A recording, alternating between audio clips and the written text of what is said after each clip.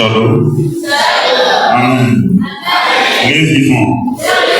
Les vivants. Qui? Yes. Encore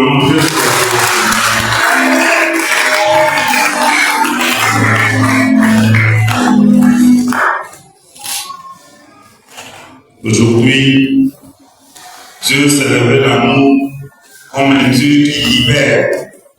Un Dieu qui libère. Un Dieu qui libère le peuple d'Israël de l'esclavage en Égypte à travers l'invocation de Moïse, l'appel de Moïse, la première lecture. Un Dieu qui libère, qui voudrait nous libérer de l'esclavage du péché, c'est l'évangile. Et c'est même Dieu qui libère Israël de l'esclavage en Égypte. La péricope est prise dans la deuxième lecture par Saint Paul qui nous invite à la vigilance, à ne pas rester dans les statu quo, parce qu'il dit que celui qui est debout fasse attention pour ne pas tomber. Amen. Amen, amen. L'histoire de Moïse est très saisissante. Elle commence bien avant la péricope de ce jour, contenue dans la première lecture. Vous vous rappelez que Moïse est un Israélite, un Juif, mais qui est né en Égypte dans le contexte d'esclavage du peuple d'Israël en Égypte. C'est là que Moïse est né. Mais qu'est-ce qui se passe? Il est né dans un contexte où les Égyptiens se sentaient menacés par la présence des Israélites. Et désormais, Pharaon signe un édit selon lequel tout enfant mâle qui naissait devait être éliminé, devait être tué. L'Égypte, comme on a dit par Israël, elle va partager à vous. À tel enseigne qui constituait une menace pour les Égyptiens, alors qu'ils n'étaient que des esclaves. On ne pouvait pas se multiplier ainsi. C'est comme ça que Pharaon, le roi d'Égypte, décide Wani, moi, on va pas nous souki balela, de bénir nous comme un nous va moucher Wani comme vous à sinon, elle va vous parler Amen. C'est dans ce contexte-là qu'il dit Valérie pour parler de Moïse.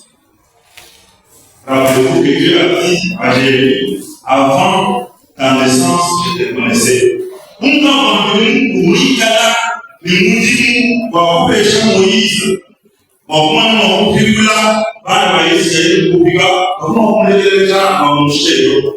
sa maman, mettant au monde, a découvert qu'il s'agissait d'un enfant mâle, d'un garçon. Elle est allée le cacher quelque part. Moi, je suis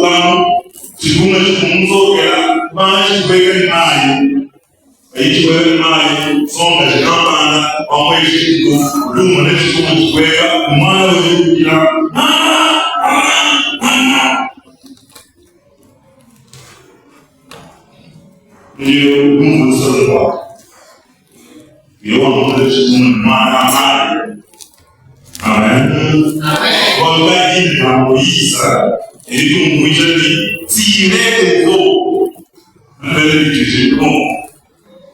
Moïse vit tirer les eaux. Alors qu'un adage ordinaire dit l'eau c'est la vie, sinon, l'eau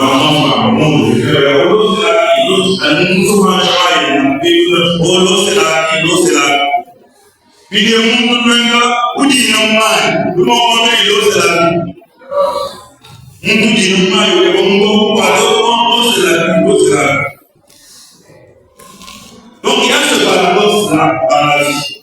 Il faut toujours prendre avec beaucoup de réserve les adages et les proverbes.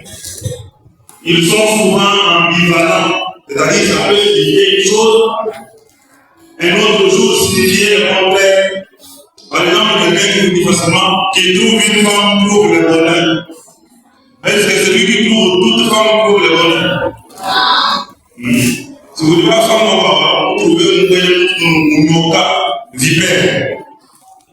Amen. Donc là, il faut toujours se réserver. Quand on dit l'eau, c'est la vie, c'est dans un contexte. Ici, dans le contexte de l'histoire de Moïse, l'eau n'était Moïse. L'eau était en train d'entraîner Moïse vers la mort. C'est-à-dire que cet homme vient le tirer des eaux, les sauver des eaux, les sauver des troubles des eaux, les sauver de la mort. Amen. Amen, amen. Donc c'est Dieu dans sa grâce, dans sa puissance, dans sa divine providence, qui fait que Moïse soit sauvé des hommes, parce qu'il savait la mission qu'il devait confier, celle de libérer le peuple d'Israël. Alors il aurait fallu que pédagogiquement, il commence lui-même par les libérer des eaux. Amen. Ça ne finit pas là. Moïse est libéré des eaux dans sa petite enfance. Il continue l'histoire. Et la persécution des peuples israélites par les Égyptiens ne s'arrête pas là-bas. On commence à les massacrer, à les torturer, à les tuer en des autres. Et Moïse, comme il était un homme fort, il croit que les Égyptiens quelque part